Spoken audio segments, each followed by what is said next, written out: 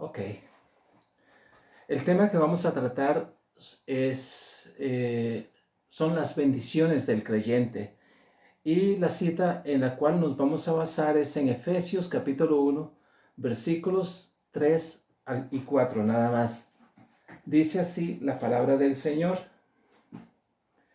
Bendito sea Dios y Padre de nuestro Señor Jesucristo, que nos bendijo con toda bendición espiritual en los lugares celestiales en Cristo, según nos escogió en Él antes de la fundación del mundo, para que fuésemos santos y sin mancha delante de Él en amor. Vamos a orar. Te agradecemos, Padre, la oportunidad que tenemos de estar aquí, Dios mío, delante de ti, para que con tu Espíritu, Señor, nos instruyas, nos muestres el camino, nos digas esa palabra de verdad, de aliento y de esperanza, Señor, que todos necesitamos. Nos encomendamos a ti para que tú, Dios, tomes control de todo lo que diga en esta noche, Señor, y que sirva de aliento y esperanza para mis hermanos, como lo ha sido para mí. Te agradezco tu cuidado y tu amor, y te agradezco tu presencia aquí entre nosotros, en el nombre de Jesús. Amén. Amén. Bueno, bendiciones en Cristo. Este estudio corresponde a una serie sobre la carta de Pablo a los Efesios. El contenido de este pasaje podemos dividirlo de la siguiente forma. Primero, bendiciones en Cristo. Segundo, el plan de redención. Y tercero, la santificación. Desarrollaremos someramente estos temas derivados del pasaje en cuestión con base en las Escrituras.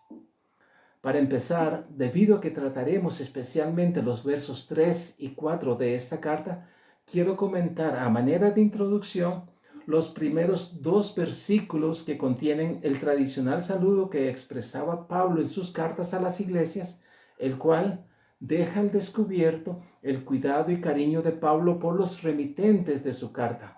Verso 1. Aunque esto es común en todas sus cartas, no demerita la observación, sino que confirma el amor de Pablo por todas las congregaciones a las que se dirigió mediante epístolas.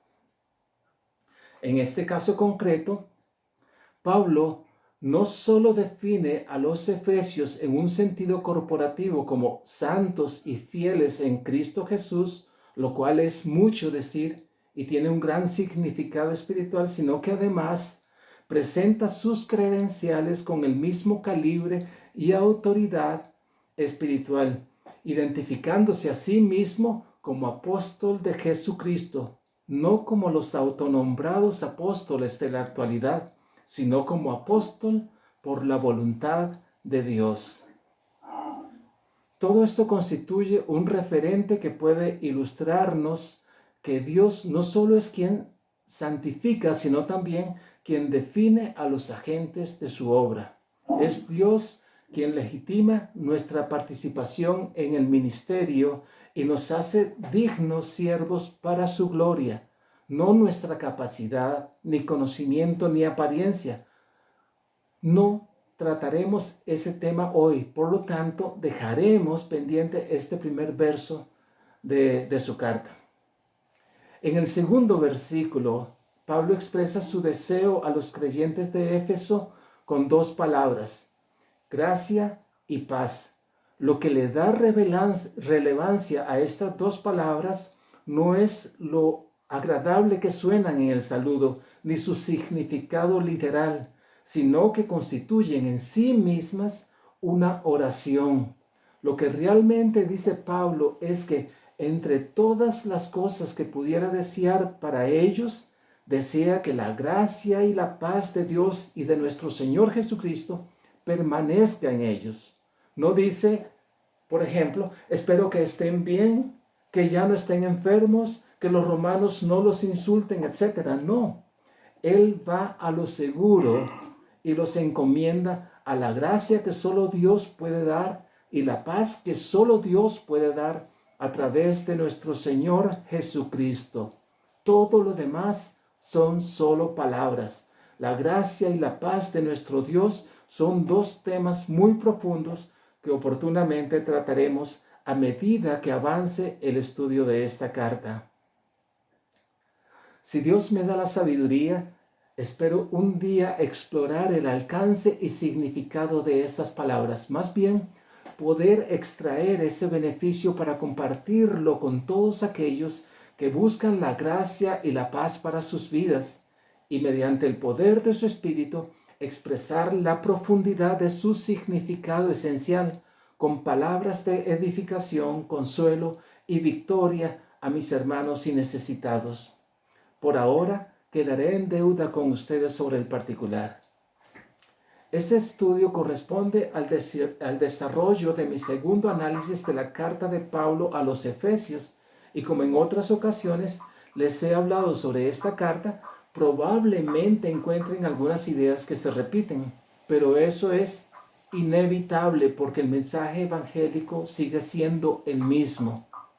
Por ahora, quiero pedirles que recuerden lo que Pablo menciona en el verso 3 del primer capítulo de su carta a los Efesios y que constituye nuestra primera escala de este estudio. En ese verso Pablo dice que somos objeto de bendiciones espirituales de parte de nuestro Señor y Dios, y por eso alaba y bendice a Dios, lo que confirma no solo el amor que Pablo experimenta por esta comunidad, sino la gratitud y gozo que emergen en el corazón de Pablo a causa de la manifestación del amor de Dios en ellos. El verso en cuestión dice: bendito sea el Dios y Padre de nuestro Señor Jesucristo, que nos bendijo con toda bendición espiritual en los lugares celestiales. Si ustedes analizan cuidadosamente ese versículo, van a encontrar varias cosas. En primer lugar, nada que comience con la palabra bendito en un creyente corresponde a una manifestación personal de gozo, sino a la consumación de una oración de gratitud al dador de toda buena dádiva. Esas bendiciones a las que Pablo hace referencia, de las cuales él mismo se incluye como receptor, han sido dadas por gracia, por Dios y Padre de nuestro Señor Jesucristo. Noten que no dice algunas bendiciones o muchas bendiciones. Dice que nos bendijo con toda bendición espiritual. No queda nada por fuera. Es Dios quien provee a los creyentes, llenándolos completa y plenamente de bendiciones por pura gracia. Cuando nosotros bendecimos a alguien, lo hacemos en el nombre de aquel que representa la fuente de toda bendición. Es como una oración de emergencia donde expresamos nuestro anhelo y deseo por el bienestar o la prosperidad de alguien, pero cuyo cumplimiento depende de la gracia de Dios y de nuestra perseverancia en oración por ello. No obstante, es un hecho que el verdadero peso o magnitud de las bendiciones a que Pablo hace referencia no podemos sobrellevarlas, pero sí la sombra de ellas. Dios en su sabiduría ha determinado que recibamos sus bendiciones espirituales en forma dosificada hasta que nuestro cuerpo esté totalmente preparado para recibirlas en la consumación del plan de restauración del hombre. Entonces, si Pablo dice que Dios nos bendice con toda bendición espiritual en los lugares celestiales, alabando y agradeciendo a Dios por ello, podemos ver tres elementos esenciales en esa frase.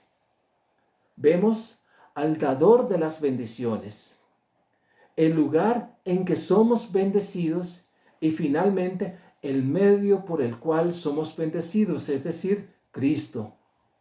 Además, podemos observar la consecuencia que el creyente experimenta a causa de dichas bendiciones. él experimenta una manifestación genuina de amor y gratitud que se manifiesta como un torrente de adoración y alabanza a través de la oración. Sabemos que toda buena dádiva proviene de lo alto, así que no es difícil para los creyentes aceptar que toda bendición proviene de Dios. Pero cuando vemos en este pasaje el lugar en que seremos bendecidos, es decir, en los lugares celestiales, surge una pregunta. ¿Tenemos que esperar hasta estar con el Señor para disfrutar de sus bendiciones espirituales?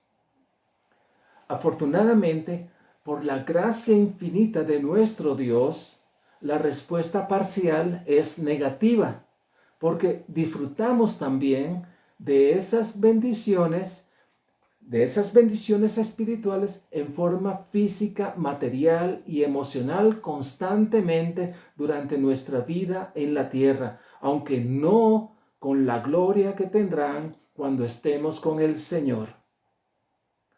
Esas bendiciones se manifiestan en los creyentes obscuramente, sin el brillo y esplendor que tienen en el cielo, lo que me lleva a afirmar que sí, somos objeto desde ya de esas bendiciones espirituales, pero todavía no, porque no podemos disfrutarlas en toda su plenitud, debido a que nuestro cuerpo mortal no puede sobrellevar tanto esplendor y bien. Recuerdo la historia que escuché hace unos años de un hombre mayor que heredó más de $1 millón. La familia, considerando la avanzada edad de ese hombre y por temor a que sufriera un impacto emocional muy grande por su herencia y que pudiera afectar eso su salud, le pidieron al pastor de la iglesia que les ayudara a comunicar al hombre la noticia sobre su herencia. El pastor estuvo de acuerdo en ayudarlos y se reunió con el hombre en su casa. Se sirvieron un café y mientras hablaban de una cosa y de otra, el pastor le preguntó: dime, ¿qué harías si heredaras $1 millón? A lo que el hombre contestó sin titubear: lo regalaría a la iglesia. El pastor fue el que se desmayó. Bien, si reaccionamos así ante cosas que hoy están y que nos pueden dar mucha satisfacción, pero que solo poseeremos por un tiempo, cuánto más es nuestro gozo por aquellas promesas que nos sostienen con la mirada fija en la meta que Dios ha preparado para sus hijos, de las cuales solo tenemos sombras de su maravillosa gloria, pero aún así hace palpitar nuestros corazones como si fuera un ataque de angina de pecho. De esta manera, el punto de partida de Pablo para esta carta es la promesa de esas bendiciones gloriosas que compartiremos con nuestro Señor Jesucristo.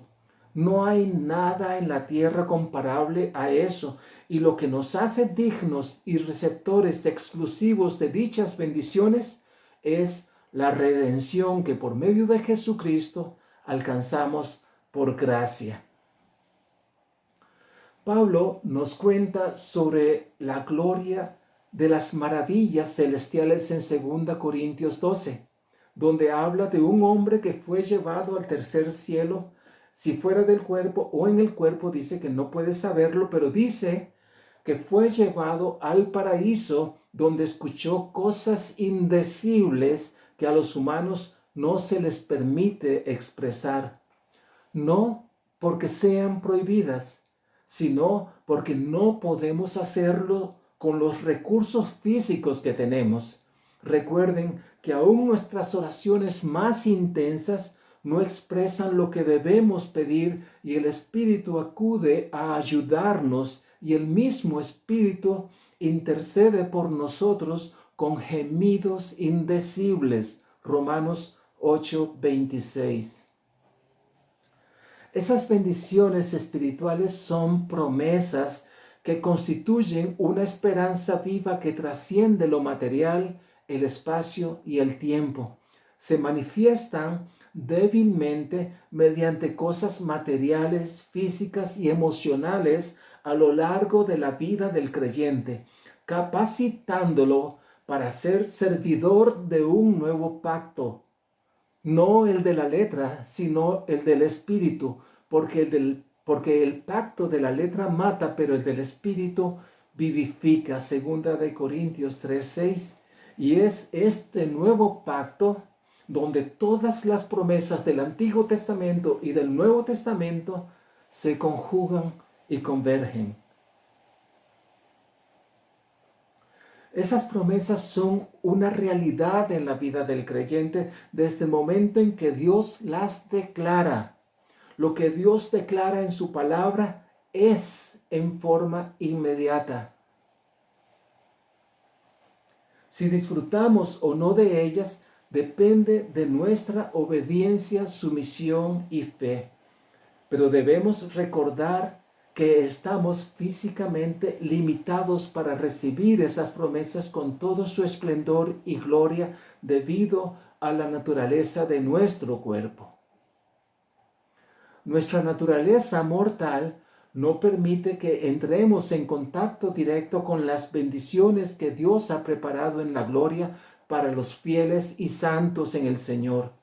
Pablo confirma lo anterior cuando dice que a los humanos no les está permitido expresar las cosas indecibles del cielo, 2 Corintios 12. Así que, aunque Pablo experimentó maravillas celestiales, no pudo expresarlo en términos humanos porque trascendía todo lo que él podía expresar como ser humano. ¿Cómo sabemos que recibiremos esas bendiciones espirituales? En primer lugar, lo sabemos porque Dios lo prometió y Él cumple todas sus promesas. En segundo lugar, la promesa de esas bendiciones tiene un carácter motivacional que levanta a los creyentes sobre las circunstancias adversas, los llena de esperanza y los mantiene en victoria con la mirada fija en el Señor, con la seguridad en Él de que todo lo que queda en nuestro andar sobre esta tierra es para mejor. Finalmente, esas bendiciones están garantizadas por el Espíritu Santo que nos ha sido dado. Él es la garantía de todas las promesas del Señor. Y Él garantiza que todas se cumplirán porque Él vive en el creyente, recordándole a Él lo que está por delante. No obstante, lo maravilloso de estas promesas es que lo que Dios ha preparado en el cielo no se queda allá y podemos verlas desde lejos, como el pueblo de Israel cuando caminaba hacia la tierra prometida. Dios les mostró la abundancia de esa tierra pocos días después de haber salido de Egipto. Pero ellos tuvieron miedo de lo que había entre medio.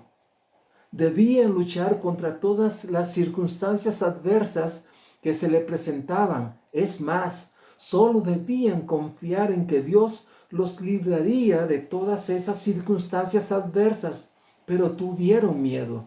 Y toda esa generación, excepto Josué y Caleb, murió antes de entrar a esa tierra prometida. Nosotros también hoy caminamos hacia esa tierra que Dios nos ha prometido, en donde se esconden esas promesas maravillosas, esas bendiciones espirituales en Cristo que podemos alcanzar. Y hay entre medio muchas circunstancias que serán adversas. No debemos temer. La Biblia nos dice casi constantemente: no temas, no teman. Mira que te mando que te esfuerces y que seas valiente. No temas. Ahora se nos presenta a nosotros una tierra muchísimo mejor que esa que se les ofreció a los israelitas. Se nos dan muestras de esa gloria maravillosa, de las cosas que nos aguardan, las cuales se reflejan en la vida del creyente, aunque de manera exigua. Es una tierra maravillosa, más allá del sol, a la cual estamos ansiosos por entrar porque no hay nada mejor que el reino prometido. La Escritura dice: todo lo que es atado en el cielo también es atado en la tierra, y lo que es desatado en el cielo también es desatado en la tierra. Mateo 18:18. De modo que todas esas bendiciones espirituales en Cristo han sido desatadas en el cielo para beneficio del creyente y se reflejan de alguna manera en su vida en forma menos gloriosa, porque todavía no se ha manifestado lo que habremos de ser. Primera de Juan 3:2. Mientras vivamos aquí, las bendiciones tienen un resplandor pasajero y limitado, como el rostro de Moisés, en su efecto emocional, material y físico, porque, como lo dije antes, nuestra capacidad de gozo es limitada y nuestra vida en la tierra es como un soplo insignificante. Eclesiastés 3:19. Esa naturaleza mortal y pasajera limita nuestra visión y capacidad de tolerancia. Estamos tan abrumados por la vida en el mundo que casi no apreciamos ni nos percatamos de la excelencia y magnitud que recibimos a diario o que ya poseemos, de esas bendiciones que recibimos a diario. No apreciamos su verdadero valor o importancia. Por ejemplo, la vida, nuestra casa, el alimento, nuestros hijos, parientes y amigos, todo eso lo damos por sentado. Y lo damos por sentado hasta que algo sucede y nos separa de ellas. Pero aún eso, que parece una circunstancia terriblemente adversa, nos es dado de lo alto, pule nuestro carácter y se traduce con el tiempo en bendición tras bendición, en gracia sobre gracia. Juan 1:16. Aquello que consideramos normal o parte inherente de nuestra vida no lo es. En realidad es un milagro, por lo tanto, no debemos darlo por sentado, sino humildemente agradecerlo cada día, cada instante, mientras se tenga. Lo que hoy somos puede cambiar mañana. Lo que tenemos hoy puede que mañana no esté, y lo que deseamos hoy puede ser que mañana carezca de toda importancia. No digo que no duela separarse de algunas cosas o personas queridas. Lo que digo es que todo es pasajero en este mundo, pero vienen cosas mejores y eternas. Por eso es que el creyente está completo en Cristo. La Biblia dice que Dios nos ha concedido lo que nuestro corazón desea. No nos ha negado lo que nuestros labios piden. Ha salido a nuestro encuentro con ricas bendiciones y nos ha coronado con diadema de oro fino. Salmo 21, 3 y 4. Mire a su alrededor. Cuánto le ha bendecido Dios, y eso solo es sombra de lo que vendrá. Notará que las mayores bendiciones son intangibles.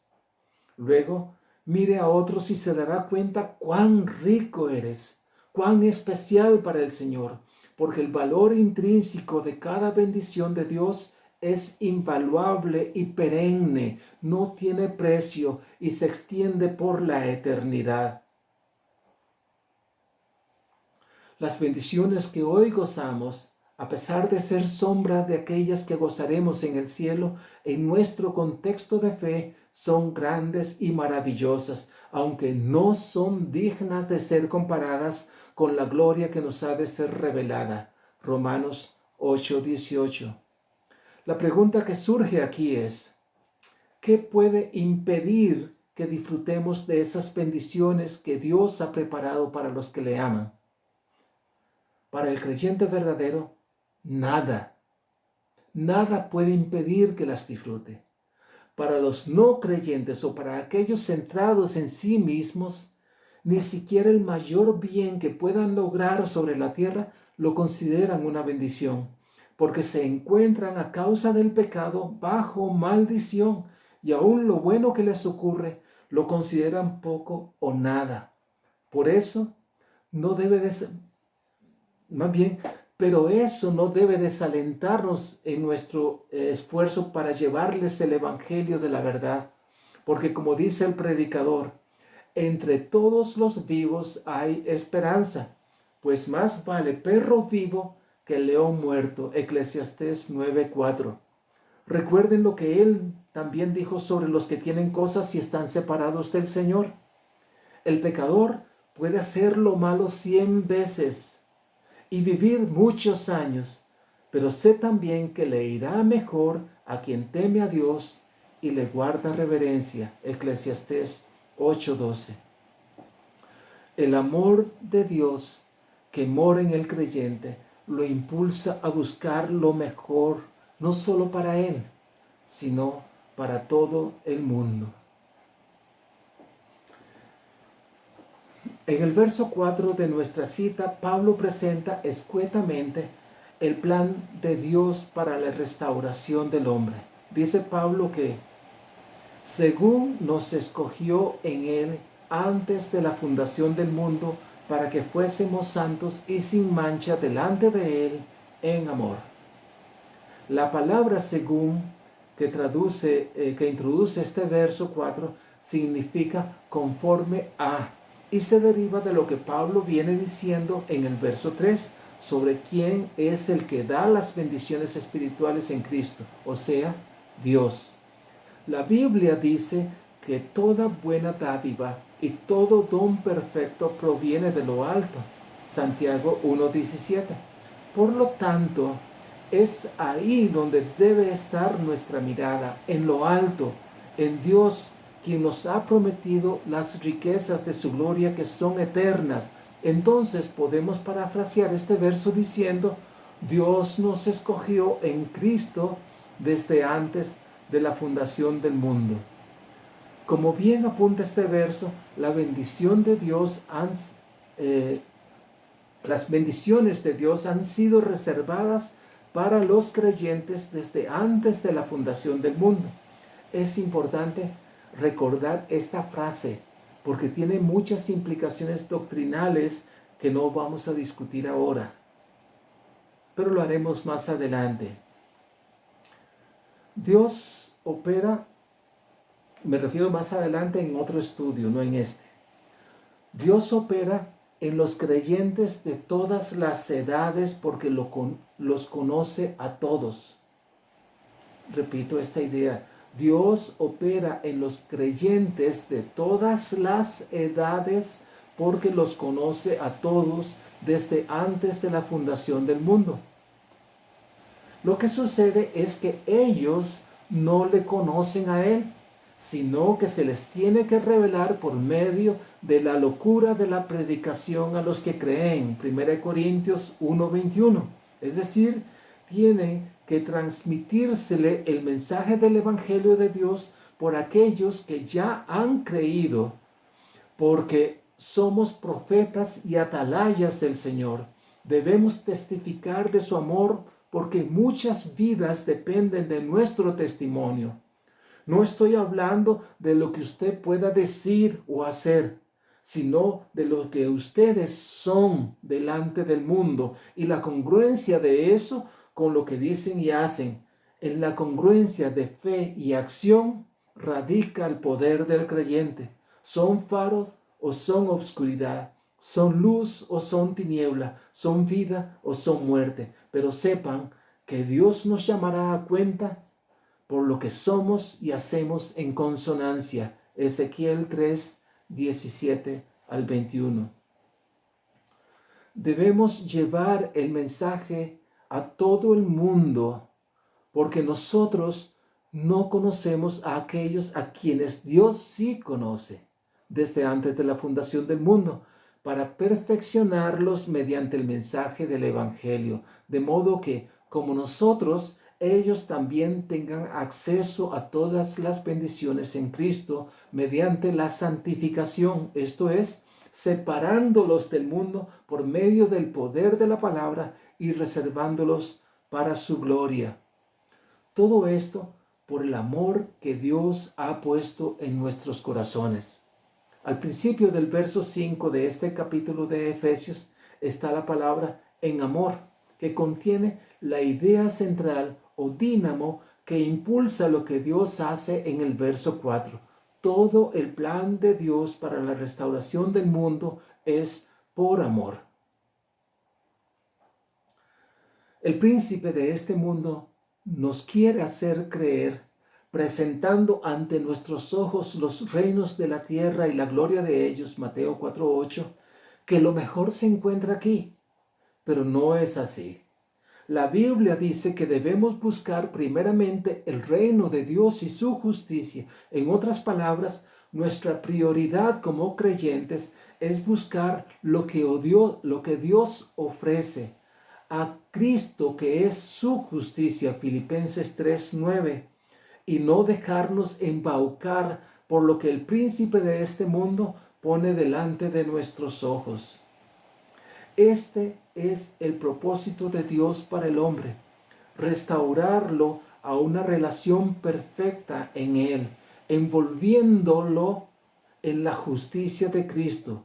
Ya no tendremos que escondernos delante de Él como hizo Adán y Eva. No tendremos que temer lo que pueda hacernos el mundo, ni la muerte, ni la vida, ni ángeles, ni principados, ni potestades, ni lo presente, ni lo porvenir, ni lo alto, ni lo profundo. Romanos 8:38.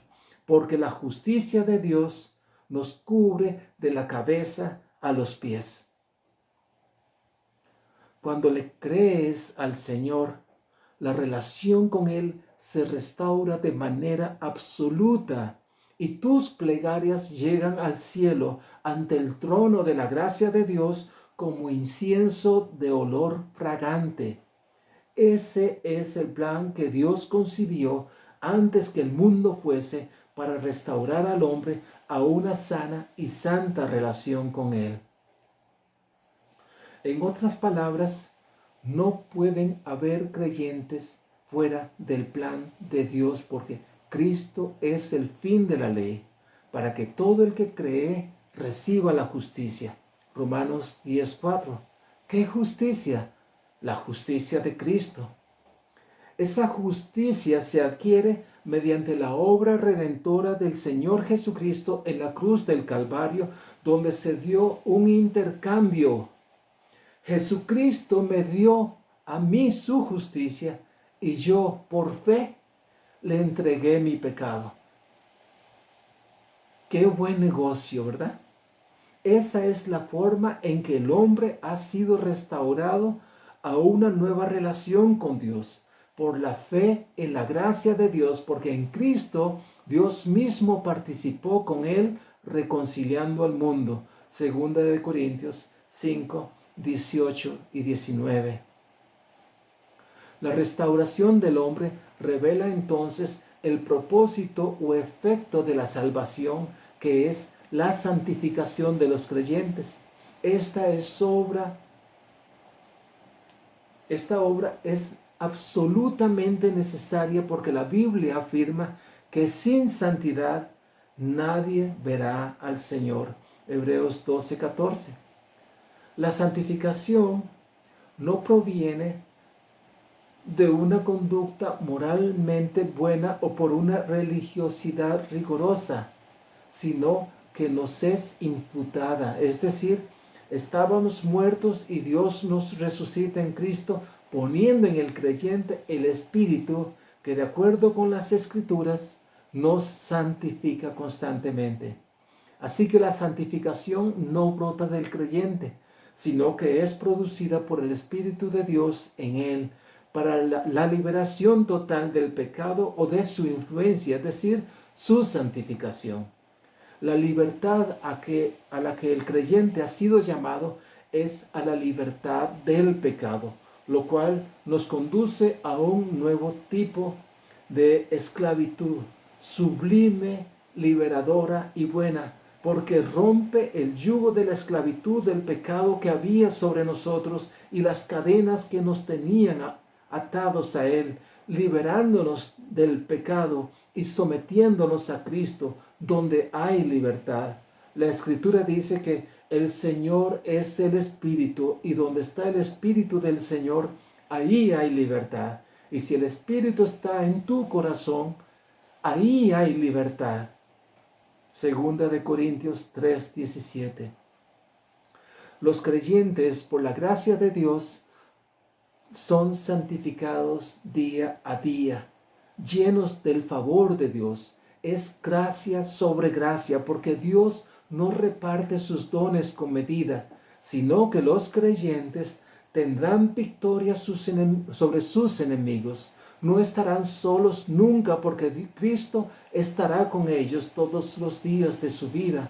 Morarán bajo la sombra del Omnipotente. Serán librados de la peste destructora. Dios los cubre con sus alas. No temerán al terror nocturno, ni a los ataques que puedan estar expuestos durante el día, ni a la pestilencia, ni a mortandad, porque nada de eso llegará a ellos, porque le han creído al Señor, vivirán con Él eternamente. Salmo 91. A la luz del texto que estudiamos, los creyentes tienen aseguradas, además de la salvación, las bendiciones espirituales indecibles, eternamente gloriosas, su adopción como hijos y, por supuesto, su destino final eterno en su presencia. Todo eso está asegurado desde el momento en que recibieron a Cristo. Y como si eso fuera poco, reciben al Espíritu Santo como garantía de todas las promesas que Dios hizo a través de toda la Escritura, desde Génesis hasta Apocalipsis, y vivirán eternamente al lado del Señor en una ciudad no hecha por manos de hombres. Por otra parte, no quiero pasar por alto, aunque no son ellos el tema de nuestro estudio, a las personas excluidas del propósito de Dios y que debemos mencionarlas, pienso yo. Para los no creyentes, solo está disponible por un tiempo la misericordia de Dios, mientras vivan. Ya dijimos antes lo que el predicador decía: más vale perro vivo que león muerto, porque no hay hombre que tenga potestad sobre el espíritu para retener el espíritu, ni potestad sobre el día de la muerte, y no hay armas en tal guerra, ni la impiedad librará al que la posee. Eclesiastés 8:8. No basta con ser bueno, ir a la iglesia o predicar o hacer caridad sin fe, porque sin fe es imposible agradar a Dios. Hebreos 11:6. La misericordia de Dios se encuentra como una puerta al lado de la ira de Dios, y la única forma de encontrarla es mediante la fe y no por las obras. El profeta Amós dice: los ojos de Jehová el Señor están contra el reino pecador, y yo lo asolaré de la faz de la tierra. Amós 9:8.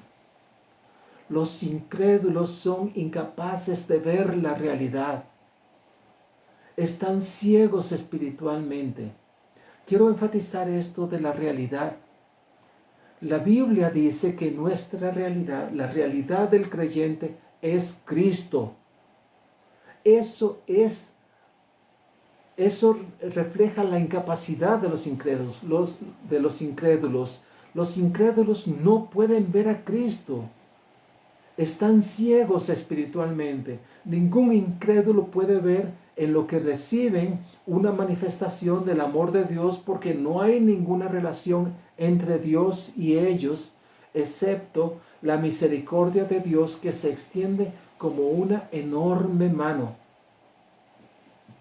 Todo lo que reciben los no creyentes es por misericordia, no son bendiciones espirituales. Es un error pensar que Dios ama al pecador. No es cierto. Dios solamente ama a sus hijos y su ira está contra los pecadores. Los pecadores son enemigos de Dios, y eso fuimos nosotros, algunos como yo, durante mucho tiempo. Los pecadores no tienen en cuenta a Dios para nada. Piensan que todo lo que les sucede en su vida forma parte de su acción personal, de su astucia o inteligencia, de la casualidad o de la suerte. Se sienten como leones en medio de su prosperidad. El problema que se levanta en contra de ellos es que la vida pasa volando y la misericordia de Dios solo está disponible mientras se dice hoy. Pero hay esperanza para los pecadores. Nosotros somos claro ejemplo de eso. Fuimos rescatados por la misericordia de Dios. Los pecadores no están predestinados a permanecer en tormento por la eternidad. Dios ha abierto una puerta que nadie puede cerrar y ofrece constantemente su llamado a los pecadores para que por fe se arrepientan y entren por la puerta que Dios abrió y que nadie puede cerrar. Esa puerta es Jesucristo. Pero muchos no ven, no escuchan, no quieren entrar por ella.